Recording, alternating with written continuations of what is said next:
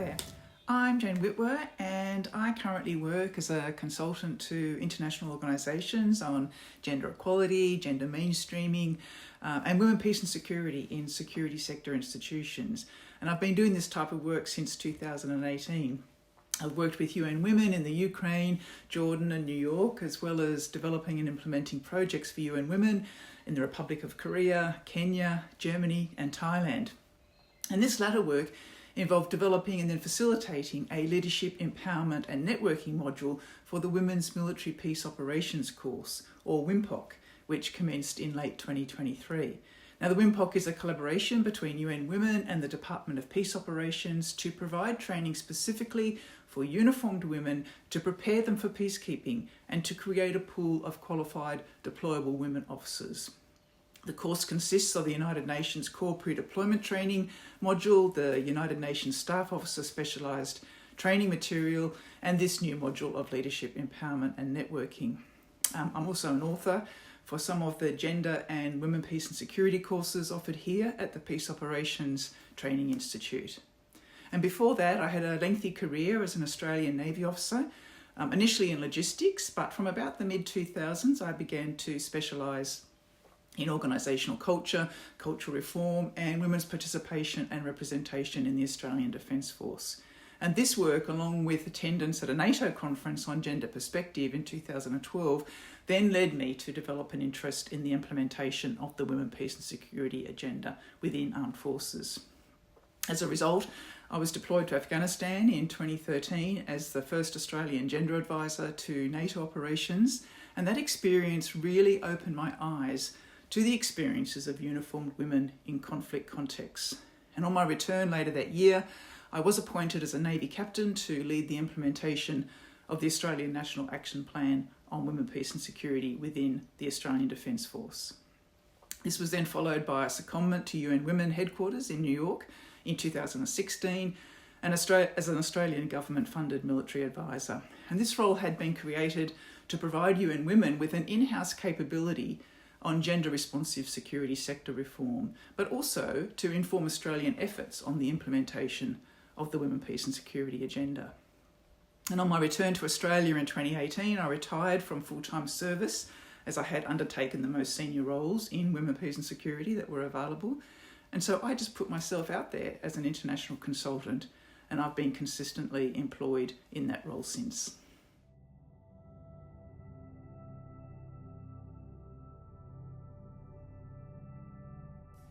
I now have a great deal of experience working in military and government structures, international organisations and private institutions. And quite a lot has led me down this path, especially times that have been significant for my own personal development and moments that drove me to focus on gender, peace and security. For starters, I have my own lived experiences as a woman in an armed force. When I joined the Navy, women were limited in the roles they could access, and these gender restrictions were not lifted until the early 1990s for combat-related roles, and in 2011 for combat roles. And these restrictions naturally put women at a disadvantage for promotions, professional development courses, or even command roles. And the culture was extremely hard on women. The environment was very sexist and discriminatory, and sexual harassment and assault was common. I myself was a victim survivor of a sexual assault very early in my career as a young officer, and this led me to want to support women who may have been affected by these behaviours and also be part of the change that was needed to value and respect the contributions of women on an equal basis with men. It was a difficult journey, often very challenging, but ultimately quite fruitful as I felt I was able to influence and shape the policies relating to women. And it was this interest and early work that led me to Women, Peace and Security. I've personally grown through this work. I take immense pleasure in being able to continue to contribute to the professional development of women military officers, to personally mentor them, and to actively participate in work that aims to promote an understanding of gender perspectives, both within armed forces and in the conflict environment.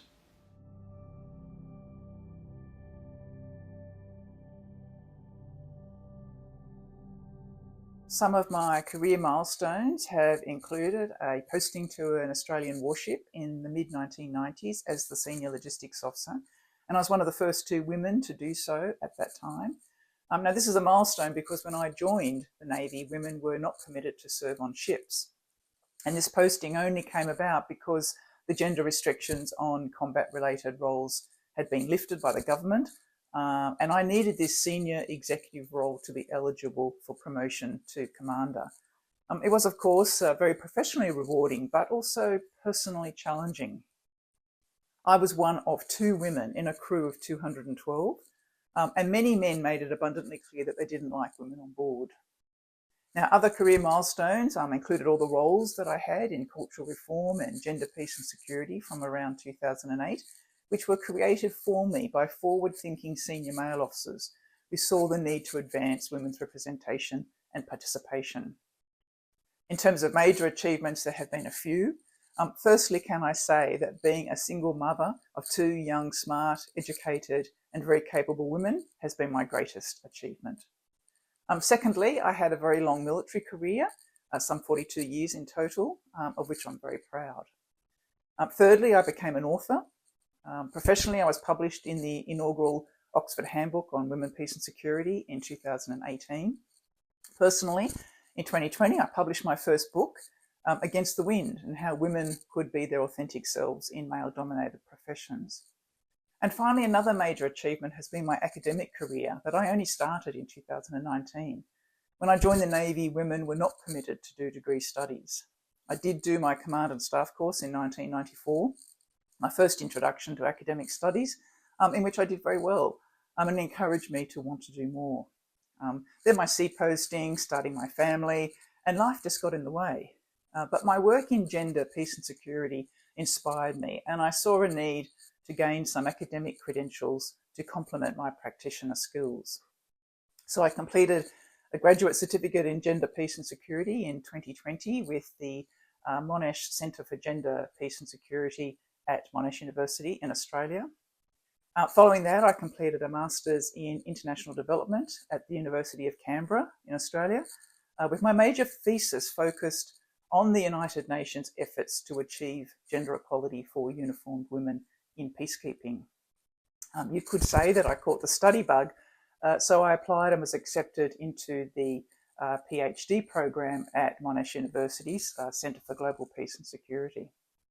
And my research is exploring the extent to which the Women, Peace and Security agenda underpins human security approaches by military institutions in peace operations. And while I always classified myself as a feminist, which, by the way, is just one who believes in equality for all, this academic journey has really shaped my understandings of the gendered nature of conflicts and warfare, and how important it is that the experiences, knowledge, and expertise of women affected by conflict are included in military responses.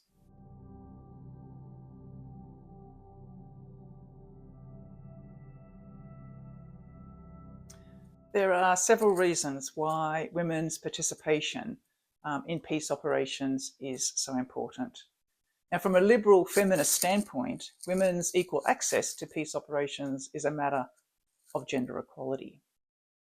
Women constitute 50% of the world's population, so it doesn't make sense to not access that wealth of experience, knowledge, and capability. Women in peace operations embody the principles of gender equality and inclusivity that are essential for transforming militarized security paradigms into those that prioritize human security.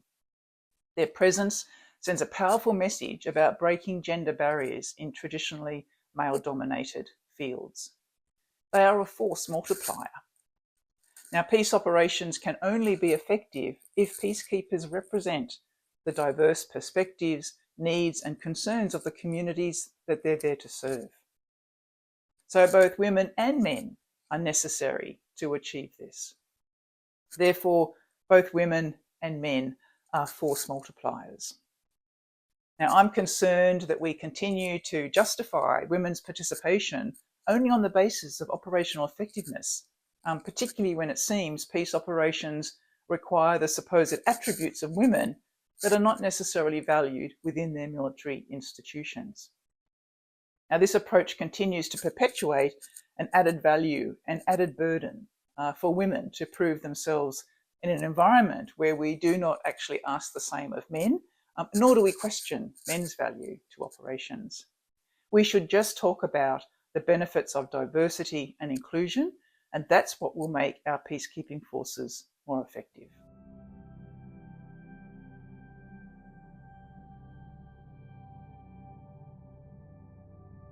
There are many challenges to being a woman on a peace operation or in the military generally. Now, these challenges are very multifaceted, and they stem from both institutional and cultural factors. So first, the prevalence of gendered power norms and structures, in which women are often excluded from leadership roles and decision-making positions, which of course limits their ability to influence policies and operational strategies. And it also means an absence of different gendered perspectives, experience and knowledge that policies and operational activities would benefit from. Second, hegemonic masculinities that shape the military and peace operations, where traits traditionally associated with masculinity, such as physical strength or aggression, etc., are prioritised over what some may call softer traits, such as empathy, compassion, or communication.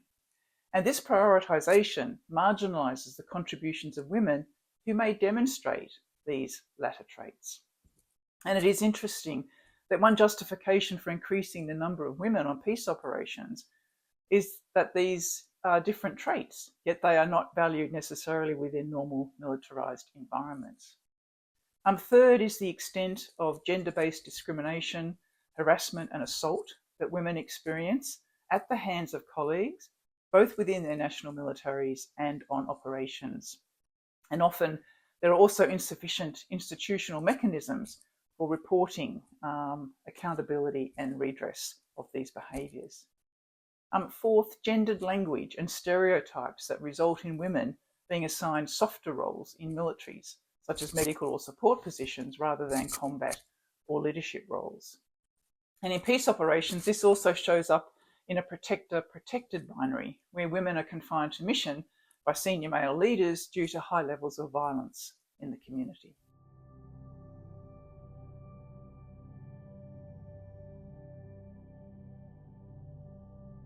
I think e-learning has a very important role in preparing military and police personnel for peace operations. It provides personnel with a wider range of information and material on peacekeeping related topics that either build on what's covered in their preparatory training prior to deploying or delves into topics that they are not familiar with but should be. National training can only achieve so much and generally provides the basics in the pre-deployment courses and the UN-specific training for staff officers and military observers. So e-training can then fill that gap in knowledge to ensure that they are as prepared as much as possible for any contingency. So let me use an example. The Gender and Women, Peace and Security courses that POTI provides gives excellent insight to understanding why women's contributions and applying a gender perspective in operations is essential in contemporary conflicts and peace operations. I would always recommend that personnel deploying as gender advisors or gender focal points undertake these courses to broaden their technical expertise. But if we think about the challenges for women in militaries and peace operations and expect men to support and champion women's contributions, then men also need to do these courses.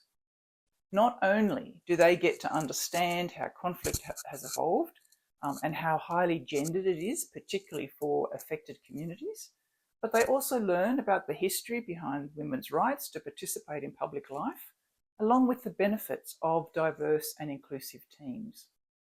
Now, some male personnel may come from countries in which gender equality is not a government or societal priority.